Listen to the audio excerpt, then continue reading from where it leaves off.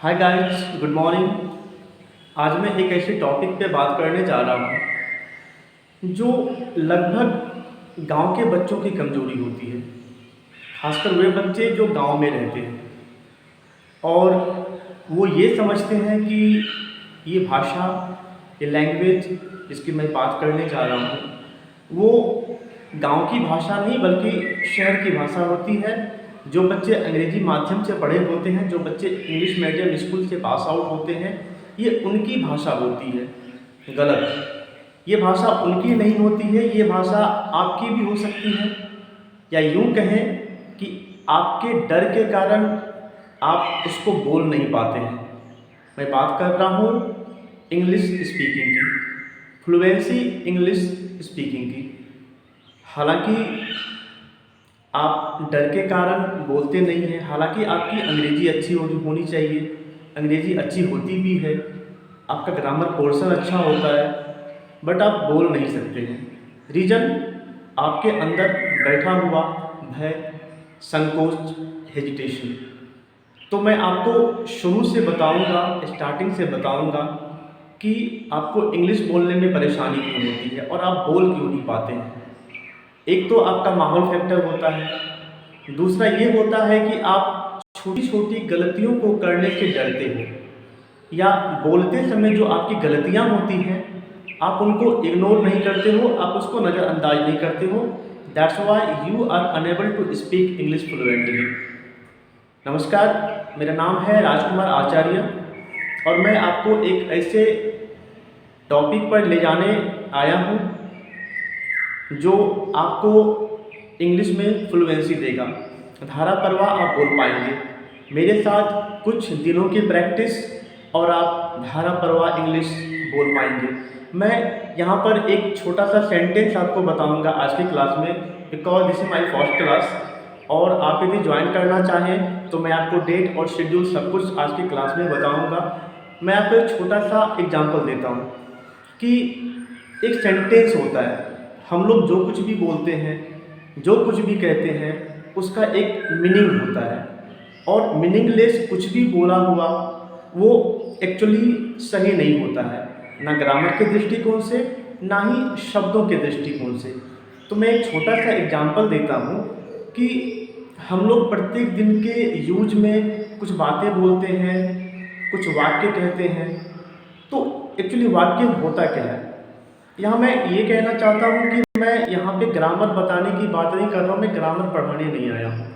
मैं ग्रामर भी बताऊँगा, लेकिन मैं आपको उन छोटी छोटी बारीकियों को बताऊँगा, इंग्लिश के छोटे छोटे गुण बताऊँगा, जिससे आप छोटे छोटे शब्दों का प्रयोग कर छोटे छोटे सेंटेंस बनाकर इंग्लिश बोल सकते हो या बोलने की शुरुआत कर सकते हो। सपोज कि एक सेंटेंस होता क्या है, तो सिंपली हम ये जानते हैं कि हम कुछ भी बोले उसका मीनिंग निकले वो सेंटेंस होता है। तो इंग्लिश में उसको क्या कहेंगे, तो सिंपली ये कह सकते हैं कि a sentence is a group of words which is decorated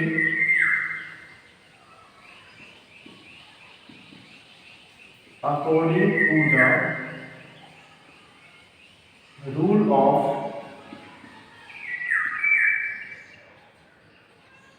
grammar and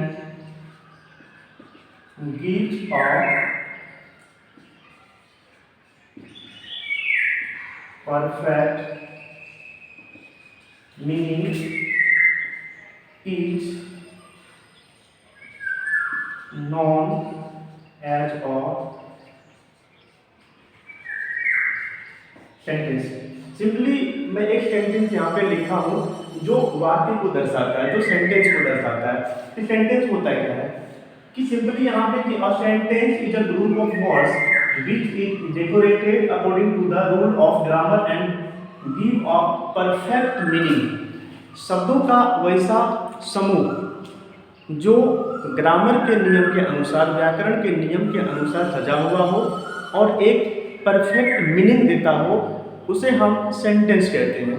simply हम ये कह सकते हैं कि एक वाक्य लेते हैं छोटा सा, मैं आम खाता हूँ। मैं एक छोटा सा एग्जांपल लेता हूँ और ये कॉमन बात है, मैं आम खाता हूँ, यह एक सेंटेंस है, इट इज अ सेंटेंस। और इसी को यदि हम तोड़ मरोड़ के बोलें, कुछ शब्दों को कहीं और कुछ शब्दों को कहीं रख दें, तो वो सेंटेंस तो होगा लेकिन उसका परफेक्ट मीनिंग नहीं निकलेगा, इसके लिए वो सेंटेंस नहीं होगा। सपोज मैं ये कहता हूँ कि आई ईट अ मैंगो फुल स्टॉप। यहाँ जो पहला हमारा शब्द आता है वो है आई, दूसरा है इट, तीसरा है ए और चौथे पोजीशन पे आता है मैंगो। तो यदि हम इसको इस तरह से लिखें, यदि मैंगो को एक नंबर पे दे दें, ए को दूसरे पे दे दें, इट को तीसरे पे दे दें और हमारा जो ये आई है इसको चौथे पोजीशन पे दे दें, बात तो सेम रहेगी, शब्द तो सेम है लेकिन उनके पोजीशंस में अंतर है, उनके स्थान में परिवर्तन है। That's why it is not a sentence. अब मैं ये कहूँ कि आम एक खाता मैं हूँ, आम एक खाता मैं हूँ, शब्द तो वही है लेकिन उनके स्थान बदल दिए गए हैं, स्थान में परिवर्तन हो गया है। तो हम ये कह सकते हैं कि ये सेंटेंस है लेकिन इसका कुछ प्रॉपर मीनिंग निकलकर सामने नहीं आ रहा है, इसके लिए सेंटेंस नहीं है according to the rule of grammar. और according to the rule of grammar sentence वही होता है जिनका एक मीनिंग निकले, जो एक शुद्ध स्टेटमेंट दे, कथन दे। जैसे सीता एक लड़की है, सिंपल एक पॉजिटिव सेंटेंस की मैं बात कर रहा हूँ, मैं आपको आगे बताऊंगा कि पॉजिटिव सेंटेंस क्या होता है, इफेक्टिव सेंटेंस क्या होता है। I will say you total type of sentences, but यहाँ मेरा जो एक सार है वो मैं ये कहना चाह रहा हूँ कि आप पहले सेंटेंस को जानें, क्योंकि घर तभी बनता है जब उसमें ईंट जुड़ी हो। हमारे शरीर का निर्माण भी कोशिका से बन के हुआ है, कोशिका से हुआ है। यदि कोशिका ना हो तो शरीर का निर्माण नहीं होगा। और कोशिका cell just like a brick, जिस पर हमारा धरोहर टिका होता है, जिस पर हमारे घर का निर्माण होता है, जिस पर शरीर रूपी ढांचा का निर्माण किया जाता है, जस्ट लाइक सेंटेंस। और वर्ड्स नहीं हो तो सेंटेंस नहीं होगा। तो यहाँ पे मैं एक लेता हूँ, जैसे Sita is a good girl. यहाँ पे एक नंबर पे रखा गया है सीता को, 2 नंबर पे इज, 3 नंबर पे ए, 4 नंबर पे गुड और 5 नंबर पे गर्ल को रखा गया है। यदि मैं इसको तोड़ मरोड़ के लिखूं कि girl is Sita a good, इसमें शब्द तो एक ही है, जो शब्द इन सेंटेंस में यूज किया गया है, लेकिन उनके पोजीशंस को बदल दिया गया है। इसके लिए ये सेंटेंस नहीं है। ग्रामर के अनुसार इसे हम सेंटेंस नहीं कहेंगे। क्यों नहीं कहेंगे? क्योंकि इनका पोजीशन बदल गया है और इनका कोई मीनिंग नहीं निकल रहा है। Girl a good is Sita, girl a good is Sita. यदि हम इसे इस रूप में लिखेंगे गर्ल ए गुड ए सीता, तो it is not a proper sentence. And ये कह सकते हैं it does not give a proper meaning, that's why it is not a sentence. और सेंटेंस का मतलब ये हुआ कि जब तक हम उस शब्द को एक माला में नहीं पिरोएंगे तब तक वो माला नहीं बनेगा, शब्दों का माला नहीं बनेगा, तो वो सेंटेंस नहीं होगा। तो आज हमारा पहला कक्षा है और इसमें हम जानेंगे, इसमें हमने जाना कि सेंटेंस क्या होता है। और सेंटेंस शब्दों का समूह होता है जो ग्रामर के नियम के अनुसार सजा हुआ हो और उसका एक परफेक्ट मीनिंग निकले, उसे हम सेंटेंस कहते हैं। सिंपली जो हमने आज सीखा, a sentence is a group of words which is decorated according to the rule of grammar is known as a sentence. Like Ram is a boy, Sita is a girl. She goes to school. I read a newspaper. This is my home. That is a road. This is an elephant. These all are the sentences.